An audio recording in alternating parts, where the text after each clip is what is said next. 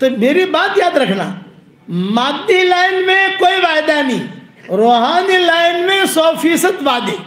نماز پڑھو کامیاب کریں گے، قرآن پڑھو تمہیں کامیاب کریں گے، تہجد پڑھو کامیاب کریں گے، کسی کے ساتھ اچھی طریقے سے بات کرو کامیاب کریں گے۔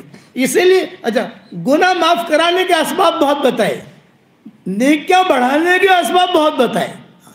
گناہ معاف کرانے کے اسباب، آسمان کی طرف دیکھ کر 3 مرتبہ آدمی صرف اتنا کہہ دے، آسمان کی طرف دیکھ کر، اے اللہ میرے گناہ معاف کر دے، تیرے علاوہ کوئی گناہ معاف کرنے والا نہیں ہے۔ اے اللہ میرے گناہ معاف کر دے، تیرے علاوہ کوئی گناہ معاف کرنے والا نہیں ہے۔ اے اللہ میرے گناہ معاف کر دے، تیرے علاوہ کوئی گناہ معاف کرنے والا نہیں ہے۔ تو حدیث شریف میں آتا ہے اللہ ہنس کر جواب دیتے ہیں جب میں نے معاف کر دیا۔ میرے والد صاحب رحمۃ اللہ علیہ فرماتے تھے کبھی کبھی اللہ کو ہنسائے بھی کرو۔ تو اللہ کو ہنسانے کا طریقہ کیا ہے؟ میاں بیوی ایک دوسرے کی طرف دیکھ کر ہنسے، مسکرائے، اللہ ہنستا ہے، لیکن محبت سے ہنسنا۔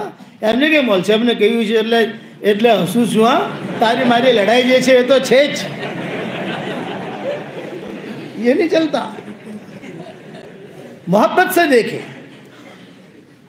تو اس پر اللہ ہنستے ہیں، مسکراتے ہیں۔ تہجد میں میاں بیوی ایک دوسرے کو جگائیں، اللہ ہنستے ہیں۔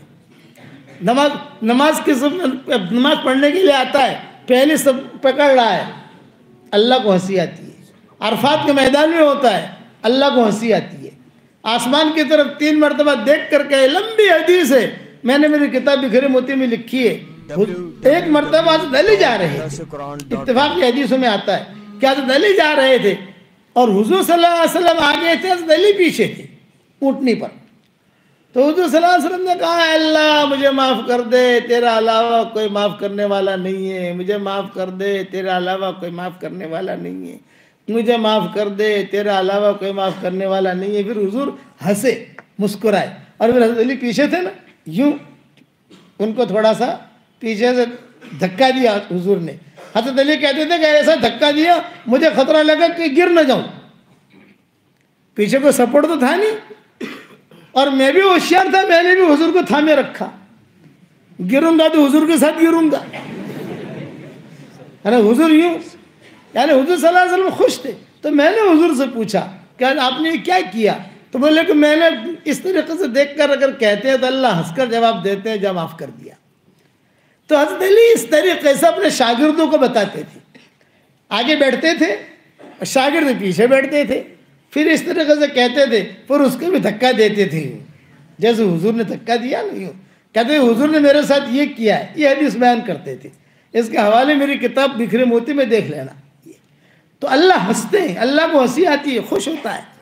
یہ گناہ معاف کرانے کے اسباب بتائیں، نیکی کرو گناہ معاف، ماں باپ کی طرف محبت کی نگاہ سے دیکھو، مقبول حج کا ثواب۔ اس لیے یہ یاد رکھنا، حشر کا میدان میں اللہ کے سامنے جب جائیں گے تو یہ نیکیاں کم آئیں گی، یہ نیکیاں وہاں کم آئیں گی۔ آج سمجھ میں نہیں آتا، آج نماز سمجھ میں نہیں آتی، قرآن سمجھ میں نہیں آتا ہے کہ قرآن بھٹوتی شو تھا، نا نا نا نا، بہت بڑی دولت ہے ہمارے پاس۔ قرآن والا کبھی غریب نہیں ہو سکتا، قرآن والا کبھی فقیر نہیں ہو سکتا۔